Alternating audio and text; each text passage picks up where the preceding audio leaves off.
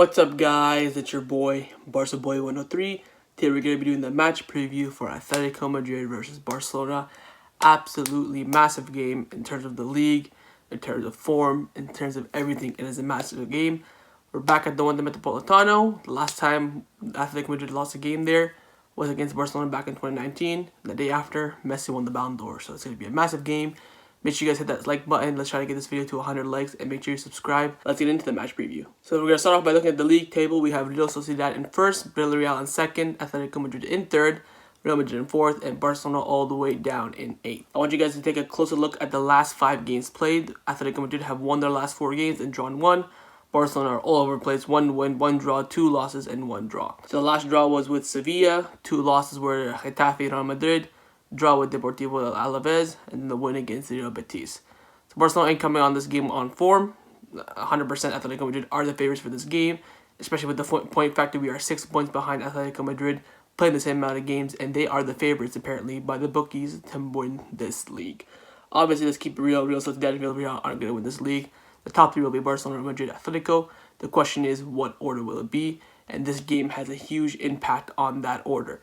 Because as we know, head-to-head plays a big factor in the top 3, especially, if you look at the recent years, Real Madrid were hard ahead of Barcelona a lot of the times because of head-to-head. So head-to-head is so important that we have to win this game. League table shows that we are way behind the pecking order. We are 9 points off first place. Keep in mind that we have been played 2 games less as well.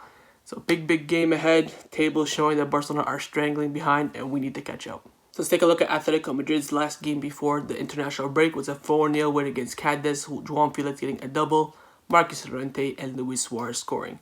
Now, as we all know, Luis Suarez and Lucas Torreira will not be featuring this game due to their positive COVID tests and they won't be playing. The lineup on the screen right now, it was Jan Oblak, Savage Jimenez in the center back position, Hermoso playing left back, which was odd, Trippier at right back.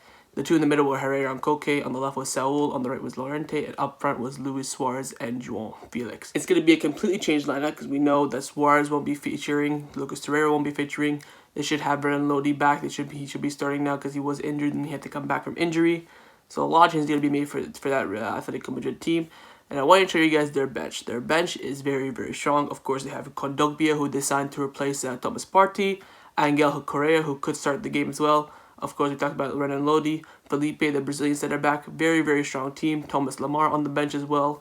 So they will be making some tactical changes. If I were to give you guys the top 3 players to look out for, it would probably be João Felix. It's going to be his time. He's going to be by himself at the front. You probably will stick him with the winger up front with him too. But it's going to be his time to shine. Watch out for him. Of course, watch out for Marcus Llorente as well. He's been on form ever since he scored that goal against Liverpool in the quarterfinal. In the round 16 last season, he's been killing it. He's a player to look out for as well. And of course, the 2 men in the middle, Koke and Saul, very quality players. Barcelona have been linked to them a bunch of times. They're 2 players to look out for as well. You guys know what Atletico Madrid are about. I'm not trying to, baby feed you guys about this. You know how that quality, it's going to be a difficult game. Diego Simeone's 4-4-2 are going to be very hard to break down. In the league, it's either been a draw or a Barcelona win by 1 goal. So either a 1-0, 2-1. So we've won 2-0 a couple times too. Sometimes we've drawn, so it's going to be difficult. It's going to be tight. There won't be that many goals, but hopefully all the goals are for Barcelona. Now let's take a look at Barcelona's last game. Of course, it was the 5-2 victory against Real Betis. Dembele getting a goal, Griezmann finally getting a goal, Messi with the brace off the bench, and Pedri in the last minute. That line's on the screen right now. It was Ter Stegen in goal. The back 4 was Roberto, Piqué, Long, and Jordi Alba. Double pivot was Bussi, De Jong. On the left was Pedri. On the right was Dembele. In the middle was Griezmann. And at the number 9, it was Ousmane Dembele. Now we all know he won't be featuring this game. Torres meniscus in this match. He'll be out until February. I think the back 5 is almost set in stone to stay the same. Of course, we know there's going to be changes in the double pivot. And of course, in the wings, there's going to be changes and in that number 10 role as well. There will be changes in that front 6. But the back 5 is going to stay exactly the same. And this is the game for Dembele and Griezmann to shine. We all know the Messi is going to be tired. He just played a game in Peru, had a 15-hour flight. He didn't even train yesterday. So it will be difficult for him. It's going to be time for Dembele to step up. He stepped up 2 seasons ago when he got that last-minute goal for us. He's going to need to do it again. This is a big game for Dembele. So before we get into the predicted lines, we're going to react to Koeman's press conference that he did this morning. He starts off by saying, I can only totally understand why Leo is pissed off. You have to respect people like Leo much more. It's disrespectful to ask him about Antoine. It may be intended to create controversy. I have not seen any problems between the 2 of them. No, I don't see Messi outside of the club. I'm not going to answer any more questions about this.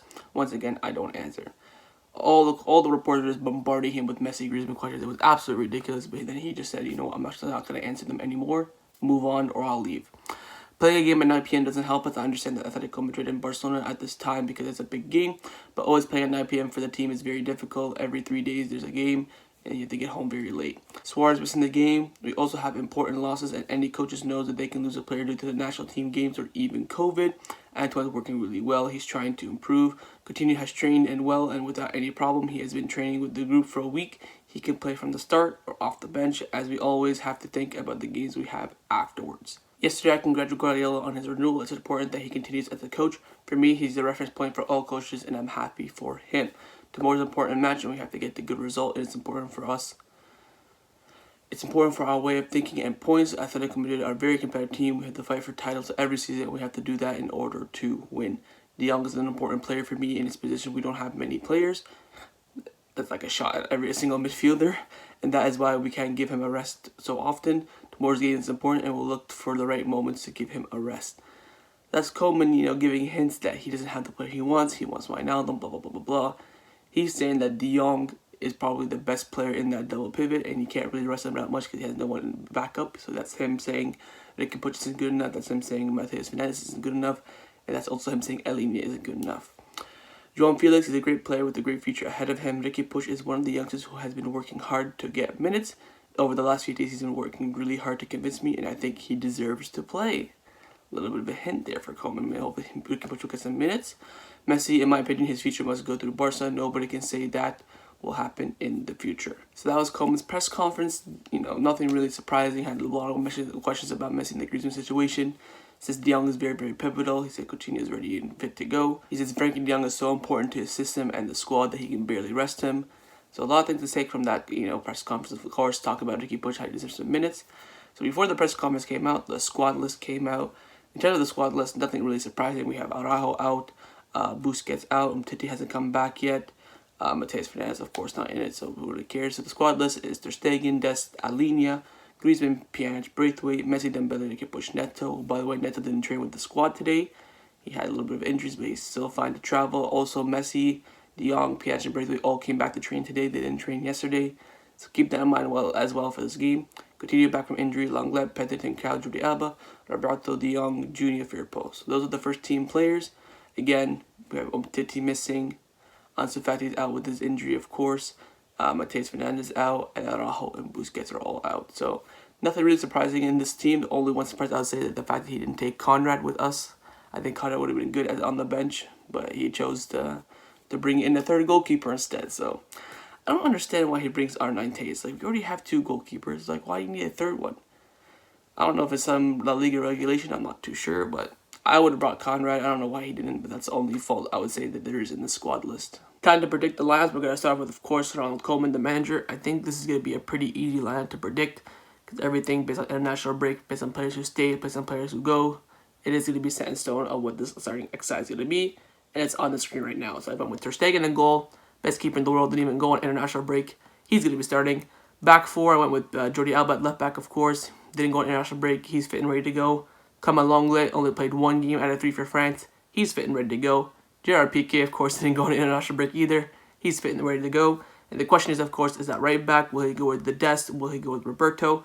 I think he'll go with Roberto just because he knows. We all know Koeman. He has favoritism. He's going to pick, the experienced player, even though Dest wasn't experienced against El Clasico, and he, of course, performed excellently. But I think he'll go with Roberto. In the double pivot, of course, it's going to be De Jong and Pjanic. We've been talking about it all week, how it's going to be set in stone. They're going to be starting in that double pivot. That's inevitable. And the front four is where things, get a little iffy. I went with Dembele on the right, Pedri on the left, Messi in the middle, and Griezmann up top. Now, in Wanda Metropolitano, I've been saying that Coutinho may start the match over Pedri. I don't see it happening. Coutinho just came back from injury. I think he's, not really that fit. But, of course, if he's sitting there ready to go, that could be an option. But like I said before, players coming back from injury, you have to give them time. So I think he'll go with Pedri on the left, Messi in the middle, Dembele on the right, and Griezmann up top. We could maybe have it with Pedri in the middle, Messi on the right, and Dembele on the left. But I don't really see that happening. He wants to keep Messi in the middle. I feel like Messi's better on the right just because when he's on the middle, he's really, really isolated. All the players can just come, right to him.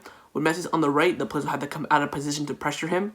So I feel Messi may be in this game specifically with, Simeone's 4-4-2. I think Messi on the right would be very, very helpful. Then have Pedri in the middle to, attract the players, work his magic, and get the passes out wide. But I know a lot of people don't really like Dembele on the left. They feel like he's better on the right. I think he puts very even performances on both wings because he's that versatile.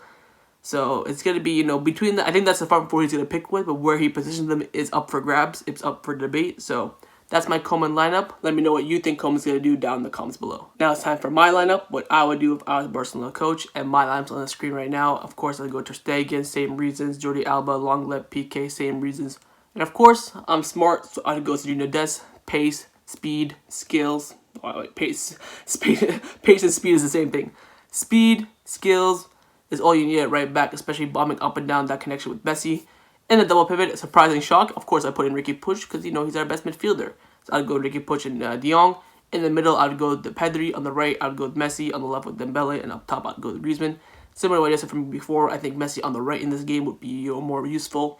When he's in the middle, he's so isolated. You can have Herrera, Saul, Koke, Jimenez, Felipe, whoever the center backs are, all crowd around him. It's going to be difficult. I feel like on the right, just against Ryan Lodi and whoever the left mid is, it will be easier for Messi to work his magic. So I wouldn't really position it like this. I'd position it like this that's on the screen right now. I'd have De Jong in the holding, Pedri the more advanced midfielder, and Puig the more creative box-to-box kind of midfielder. And then Messi and Dembele out wide and Griezmann up top. This is how I'd position it. But, trying to stick with Koeman's system, that's how, the lineup before is how I'd usually go with. So this is what I would go with. Let me know what you guys think about this in the comments below. I know it's not the 4-2-3-1. Barcelona is built on the 4-3-3 with the holding midfielder. So this is what I personally would go with. But if we're talking about the 4-2-3-1, then of course I'd have the lineup from before. With Puig and De Jong as a double pivot, and then the four in front of them is advance. Now I want you guys to ask you guys a question down below. Would you start Pedri or Coutinho? And where would you position them? Would you have Pedri in the 10? Messi and Dembele on the wings, or would you have Messi in the middle, or Dembele and Pedri on the wings? Let me know down below. Score prediction time. Time to predict the score for this match. My heart is saying Barcelona are going to win this game, and my brain is saying it's going to be a draw. I think, especially away from home, a draw is the most feasible option, especially if you're betting. If you're betting on this match, 1-1 is the way to go for this match, especially Barcelona away from home. But I'm going to stick with my guns, and I'm going to go with Barcelona winning this game by 2-1. I think Barcelona will score first, depending if it's early or not, I'm not too sure. And I think Atletico Madrid will score, then I think Barcelona will score. So I'm going to go with 2-1. Let me know what your score predictions are down in the comments below. I think, most importantly, it's absolutely important for Barcelona to score the first goal. If Atletico Madrid score the first goal, I don't really see Barcelona winning it. As you can see, Barcelona getting a draw, but it's absolutely pivotal that Barcelona win this game. So my prediction is 2-1. Let me know your predictions down in the comments below. So that's my match preview for Atletico Madrid versus Barcelona. Hope you guys enjoyed it. If you did, make sure you leave a like. Let me know your comments down below on your score predictions and your starting lineup. And of course, I will be live tomorrow for the game, for the live watch along. Come and join me. We watch the game together. And of course, straight after the game will be my match review. Expect 2 uploads tomorrow. It's going to be a busy day, and I am excited and I am hyped. And I'm hoping, praying to God that Barcelona get this win. It's so important for the league. See you guys tomorrow for the live watch along. Take care, and Forza Barca.